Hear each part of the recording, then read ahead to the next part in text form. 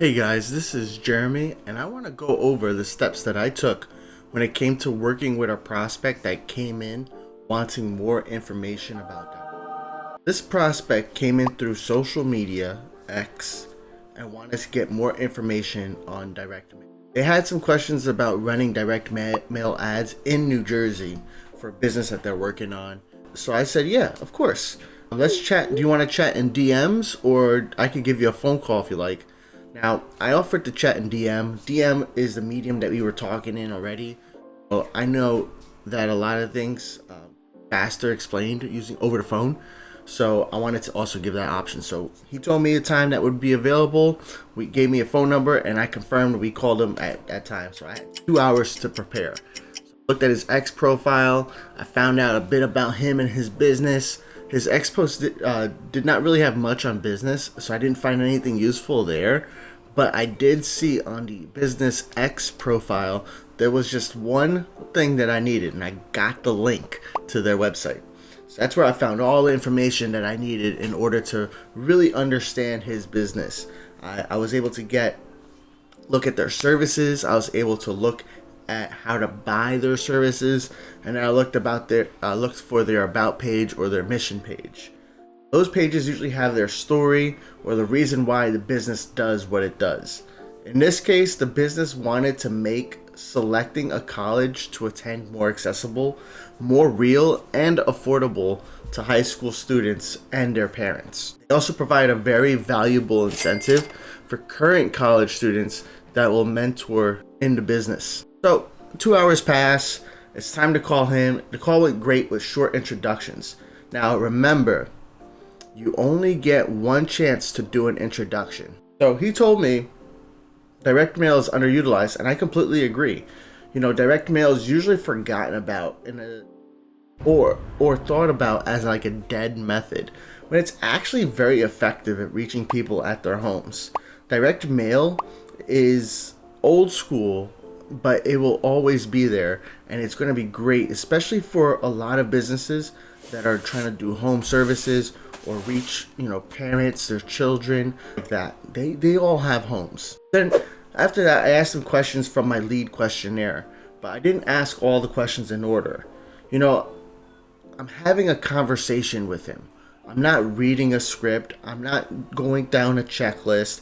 I'm having a conversation. We're going back and forth, and it's about understanding his needs and how or if we can meet their needs. The top questions that I asked were, can you tell me about your business and the products or services you offer?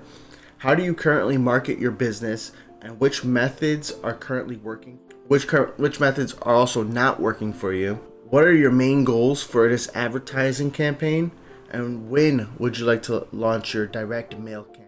So these questions answered so many more of the other questions on my lead questionnaire without even having to ask those other questions. If you guys want to see my lead questionnaire, comment down below and we'll be sure to share it with you. Since I now knew that this business needed to mail soon, since the peak season is March to May, that's when high school seniors are most likely selecting a college to attend, I began looking at zones and demographics that would apply to this business. So I looked at households with children, I looked at average household income, I looked at households with bachelor's degree or higher, and children aged 15 and 19.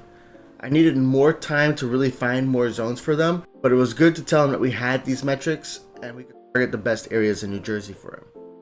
So during this conversation, he also mentioned he wanted to do a trial run. So I told him a good trial run's at least 40,000 homes for this campaign. Gave him a fair price at 3 cents per home, slightly reduced from our normal rates, but also let him know that I need to still run the numbers and check the demographics to make sure this is actually a good idea for him and his business.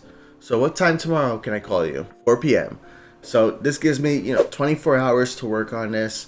I go into demographics, look for the best zones, and I found the 3 must-mail areas that they need to go to, and then found a few other great zones that they could also mail to.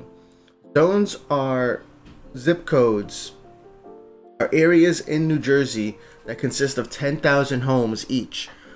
We don't blanket mail all the houses because we want to make sure we're hitting this demographic. One that has a higher average income, one that has a higher household with children, one that has higher education, things like that, all part of our demographics. So I look for the best zones. I find many great zones, and for so many great zones that it actually started to make sense for them to mail 10 or even 20 zones. So I created an upsell. The upsell was 100,000 homes at 2.75 cents per home, or 200,000 homes at 2.5 cents per home. I also wanted to understand what sort of response the company would need in order to break even on their ad spend. During our conversation the day before, he mentioned that ROAS, return on ad spend, was going to be a very key important factor whenever they do their advertising. So I did some math. I counted the response rate when only counting the households with children as eligible households. Now, all households are eligible. Everybody knows a child, and somebody getting a direct mailer, they were gonna save it for their niece, their nephews, their grandchildren. They're gonna see it and think of them. But in this case, we just wanted to make it so that way it was more realistic for them and applicable to them. So this is their exact target market, right? So the number was actually incredibly low. They needed a 0.3 response rate, or 262 students, when we're mailing to 200,000 homes. 200,000 homes is actually reduced down to 88,000 homes when we look at the households with children, which then only becomes a 0.32% response rate, or 115 students. I also calculated the profit so I could come up with a guarantee. I've learned from many professionals like Alex Hermosi, Sabri Subi, and Russell Brunson that it's a great idea to work in a guarantee into your offer. So that's what I did. This shifts the risk from the client who is spending the money onto me, the seller. So for this guarantee, I came up with an offer that if the response rate was not there, we would buy 25 uses of their service for local students in my area, or they could get 33% off their next mailer. This guarantee is such a win-win because 1, we will both be happy if they exceed the response rate goal. 2, if they don't get the response rate, they will get 25 new students who will promote it to other students at their school, improving the long-term marketing efforts of the business. And number 3, if they don't get the response rate, they can instead get a cheaper rate, which will continue to promote the business to households and lowering the target for return on ad spend. The idea is that this guarantee encourages a long-term relationship so that we can be their direct mail business. So the next day, I call him right at 4 p.m. We share quick pleasantries. I tell him I found great zones for him to mail, and I explain what demographics I looked at, how I prioritized the zones. I told him again about the prices and the response rate, but then I also explained we just didn't want to think about the response rate for everybody, but also for just the households with children. That's the only number I gave him from there. I was upfront about the cost per mail when excluding all the other households, and it still made sense to me because even there's still plenty of households to mail to, even when just looking at the households with children. I went into the pricing again for 4 zones and 2 mailings, and then I mentioned, even though I know they said they wanted to do a trial run, I don't think I'm not listening to them. But I think that with only 2 mailings and this being your prime time, it's probably smarter to reach a wider net and to reach more people. 10 zones is probably the best way to go. We also have 20 zones. I explained the numbers and the extras we would add for 10 zones, so we would have a QR code, call tracking, and a guarantee with 10 zones. But he said during that conversation that that price was at the top of his budget. So I let him know I respect that, right? And I won't show you the plan I made for 20 zones, but I do have that available, and it is cheaper per household. The call's over, everything's very positive, but he still needs to talk to his partner. Now, I email him over the key information, including the maps, demographics, some of my notes. I reiterate my deadlines, which was in about 1 week when I needed to have his information, his confirmation or his denial of services. And I did mess up one part. I did not schedule a follow-up meeting. I scheduled that first meeting, I scheduled that second meeting, but I didn't schedule the follow-up meeting for when after he met with his partner. Now, what we find out later on is he's not ready to mail for this March 2024 cycle, which is unfortunate, but the cool thing is that now we can continue to stay in contact. I can think of him for the next time, and I'm gonna keep checking on him to see how his business is growing, because I know he's using social media, he's using other methods to grow his business.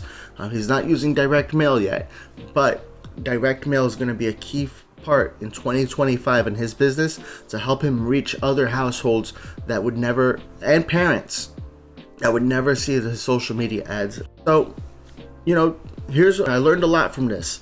I was able to create an offer. I was able to reach out to somebody, learn a lot about their business, and learn a lot about that person. Not only that, I also learned that I need to make sure I always have a meeting scheduled. That's one of the biggest takeaways, is that I scheduled the first, second, but I didn't schedule the third meeting, and it was easy. It was kind of easy for them to just say, no, we're not going to do it. Whereas on the phone, I could learn more about why they're not going to do it. So I'm going to take from this, learn for next time, and I'm going to keep sending you guys updates on direct mail. What we do is we send direct mail in a shared mail envelope. And if you guys are interested in more information, check out the link below, and we'll see you next time. Thank you, everybody. This is Jeremy. I will see you soon. Bye-bye.